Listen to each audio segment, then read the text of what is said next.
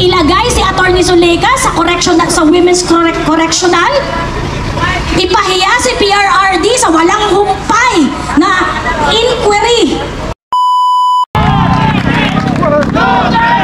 Para sa iyo yun, Martin Hernandez, Dong Gonzales, JJ Suarez, nasangkater ba ang kaso mo sa ombudsman? Nagsinungaling ka pa, kumuha ka pa ng clearance, kunwari wala kang kasong.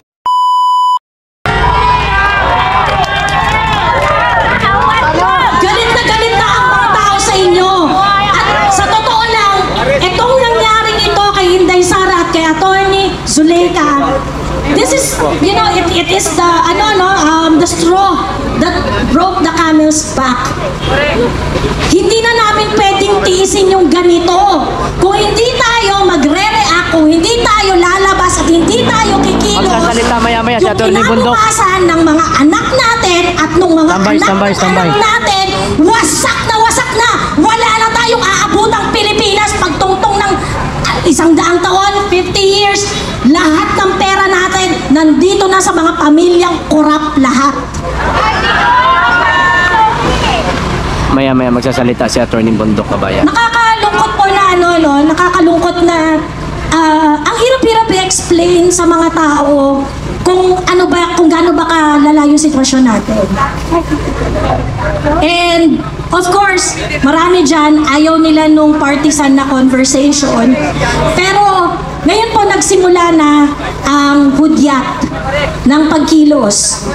And so, ngayon ganito tayo karami. Dapat we take it as a life mission.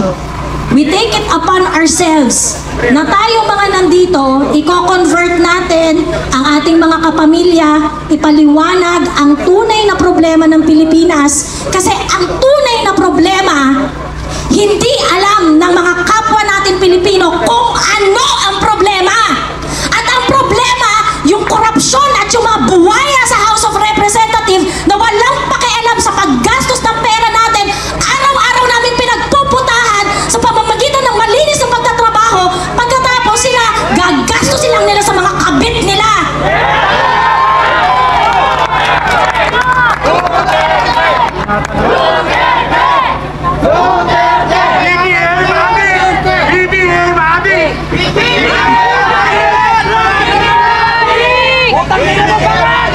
Ang pagsuporta po natin sa kay Inday Sara at kay PRRD ay nag-uugat sa standard ng public service. Nakita natin lahat na uubra pala na mag-deliver ang mga politiko natin, na meron palang mangyayari sa bansa natin, na pag nagdesisyon ka at inisip mo ang kapakanan ng mga Pilipino, meron pala tayong magandang magagawa. Yun yung politika na gusto namin na ma-perpetrate, na mapalawig pa. At ito ang maging standard ng bawat Pilipino sa pagpili niya ng leader sa mga susunod na eleksyon, sa mga susunod na mga panahon na kailangan natin magdesisyon.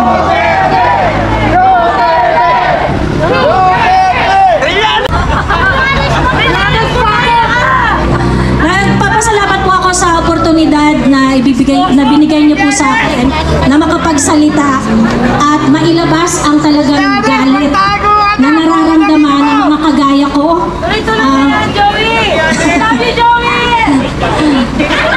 Suportahan po natin yung lumagay po tayo lagi sa tama at kung ano yung mas mapagsisilbihan ang mas nakararami. Doon po tayo dapat lalagay. Doon po tayo dapat sa prudent spending, paggamit ng pera ng bayan na kung saan mas higit na mapapakinabangan ng mas nakararaming Pilipino. Bantayan natin ang ating gobyerno, bantayan natin especially itong House of Representatives na nagiging unacceptable na talaga yung kanilang ginagawa sa araw-araw. Sana nangangalit buhay niya. Yes, oo. At bantayan rin natin, they are not going to stop.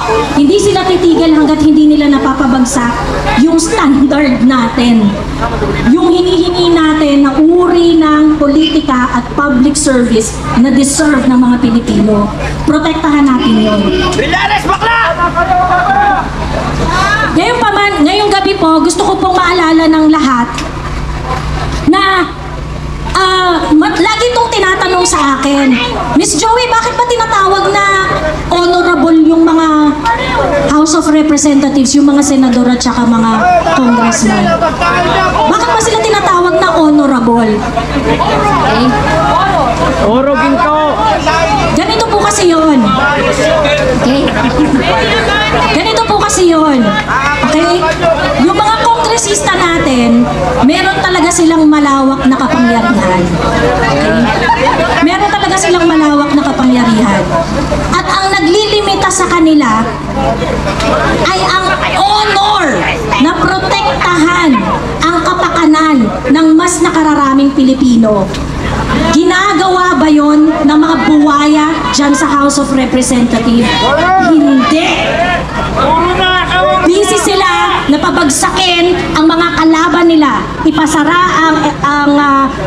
ang SMNI, babuyin ang KOJC, ilagay si Attorney Zuleka sa Women's Correctional, ipahiya si PRRD sa walang humpay na inquiry sa mga bagay na naintindihan na ng mga Pilipino na matagal ng panahon na inaprubahan na ng mga Pilipino ang war on drugs ni PRRD, issue pa rin sa mga tanga.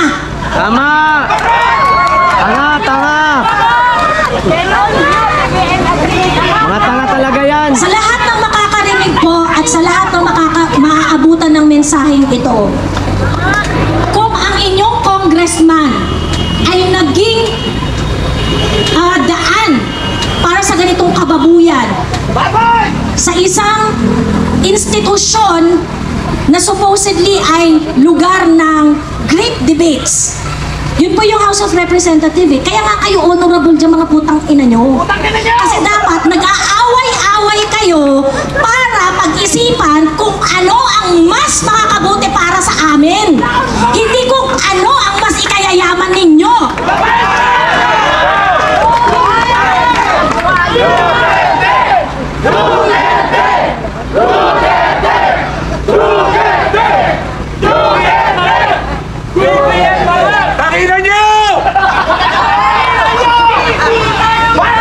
Tandaan po natin, ngayon, sana makaabot po ng mensaheng ito, tandaan po natin, ang tunay na problema natin ngayon sa lipunan ay hindi alam ng kapwa nating Pilipino kung ano ang tunay na problema. So, sa kabila ng inyong pagpapayaman sa inyong sarili sa pamamagitan ng kaalaman, na alamin kung ano ang sitwasyon natin, isa po sa mga assignment natin ngayong gabi ay pag-uwi nyo sa mga bahay-bahay ninyo, kausapin ninyo ang mga pamilya ninyo, kausapin ninyo ang inyong mga... Wala na daw yan! Dire-diretso na tayo! Dire-diretso na! Dire-diretso na tayo!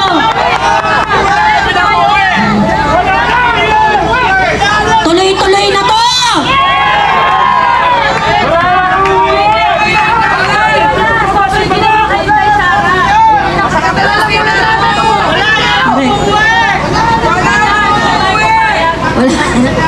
Wala nang uwian to! Magparami tayo, kausapin ninyo ang inyong mga kaibigan, katrabaho, kapamilya. Kasi kung hindi natin gagawin to, at hahayaan natin na magtuloy-tuloy ang ganitong uri ng pamamalakad sa bansa natin, in 2 years, in 3 years, o kung 2028 umabot tayo doon, pare-parehas tayong mamamatay ng dilat sa kahirapan. Tama! Yun lamang po, maraming salamat ulit sa pag-imbita po sa akin na magsalita, kahit medyo biglaan. Attorney Bondok. Palakpakan po natin si Miss Joey Cruz at ang kanyang sinasabi, hindi mo pera yan!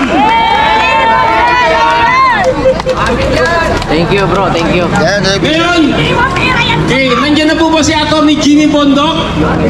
Nandyan na ba siya? Habang wala pa siya, tawagin natin yung isang vlogger na talaga namang mahusay ito. May panindigan at hindi mo pwedeng suhulan. Walang iba kundi si Miss Cecil Salvador!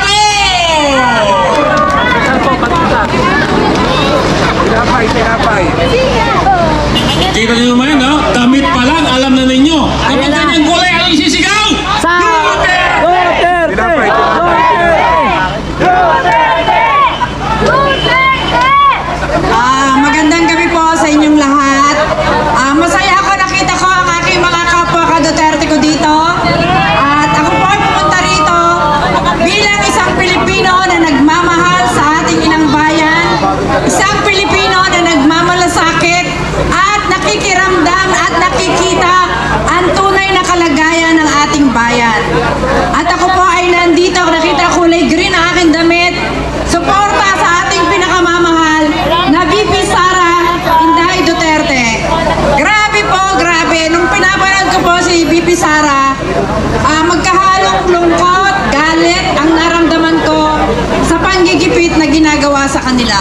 Sana tayong mga nagmamahal sa mga Duterte, protektahan natin ang ating VP Sara.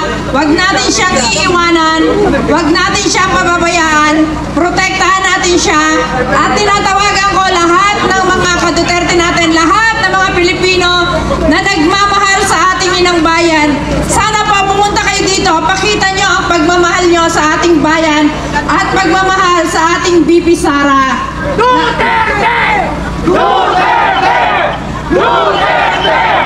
Duterte! Duterte! Duterte! Ako mga bangag! Walang uwian po! Alam nyo, lahat ng mga nandito, nakikita ko po talagang mga nagmamahal sa bayan. Kaya mabuhay po kayong lahat. Si Kuya Placido ng Maisog. Mabuhay ang Maisog. Mabuhay ang ating mga ka-Duterte Deg Solid. Napakababait, Duterte Ice Brigade, sila Kuya, sila Ate.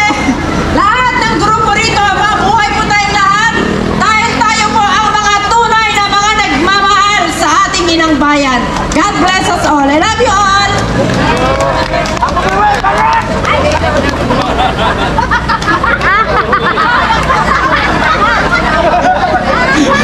So, maraming salamat po, Miss Cecil Salvador. Narinig naman po ninyo kung gaano katotoo yung kanyang mga sinabi sa atin ngayon. Ang tanong, uuwi ba kayo? Uuwi ba kayo? Kahit 3 araw? Pagmasdan ko ang mga mukha ninyong lahat. Kitang-kita ko kung ano mga tsura ninyo dahil marami naka-live dito. Pag merong umuwi, magkakaroon ng piksa sa puwet! Okay, ganyan po, kung sino pa po yung mga hindi nabigyan ng pagkakataon na isalaysay nila ang kalandamdamin dito po sa ating napakagandang entablado, inanyayahan po namin kayo. Okay? May magpapasalamat lang muna si tatay. Marami po salamat, marami pong nagpadala ng pagkain, tubig, at marami hong nagpapahayag. Alam nyo, kayo hong nanonood, kayo hong nagbabayad ng tax, kayo ho yung regular na buwan-buwan binabawasan ang sahod ninyo na nagbabayad kayo ng tax. Inaanyayahan mo namin kayo, pumunta ho kayo rito, pumunta na po kayo rito at higit po namin kailangan ang presensya nyo dahil kayo po ay nabudol din ng ating presidente. Walang tulugan, umpisa na po ang taong bayan na magigising na po. Lahat po tayo rito biktima ng korupsyon. Ang korupsyon po ang unang-unang kalaban natin kung bakit tinatanggihan tayo ng mga foreign investor. Kilalang kilala, number 1 ang Pilipinas sa pagiging korap. Dapat mag-resign ka na. BBM Bangag, mag-resign ka na. BBM Bangag, mag-resign ka na. Isama mo na ang asawa mong Bangag din. Muli po, marami nang nagpapahayag ng suporta at nagpapadala ng kanilang pakikisama at pagmamahal po sa atin. Alam nyo, yung congressman na mga kakilala ko, kasamahan ko sa konseho noon, pero ngayon naka-Ferrari. Naka-Ferrari na dahil sa sobrang sipsip kay Tampaluslos. Yung mga tax ninyo, kayong mga nanonood, kayong ikang nagmamatsyag, yung mga tax ninyo, winawalang iya ng mga politiko. Kaya, pumunta na kayo rito para matigil na ang panglalamang sa inyo. Join na kayo dito para sa masa, para sa tao, proteksyonan natin ang ating Vice Presidente Inday Sara Duterte. Duterte! Duterte! Duterte! Duterte! Muli po, maraming salamat. Maraming salamat po, Tatay Rani. At meron pong mensahe na nagpaabot sa atin. Huwag na kayong mag-alala sa pagkain at inumin na ating ikukonsumo. Pati yung damit na susuotin ninyo para wala nang uwian. Meron at meron yan. Sasama ba kayo o mag-join kayo? Join at magsasama. Wala kayong choice. Kung hindi kayo sasama, mag-join na lang kayo.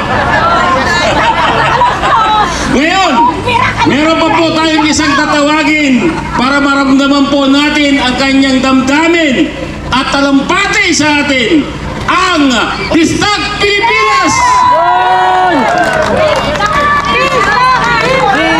Bistak! Bistak! Bistak! Bistak! Bistak! Mga kapwa ko, Pilipino!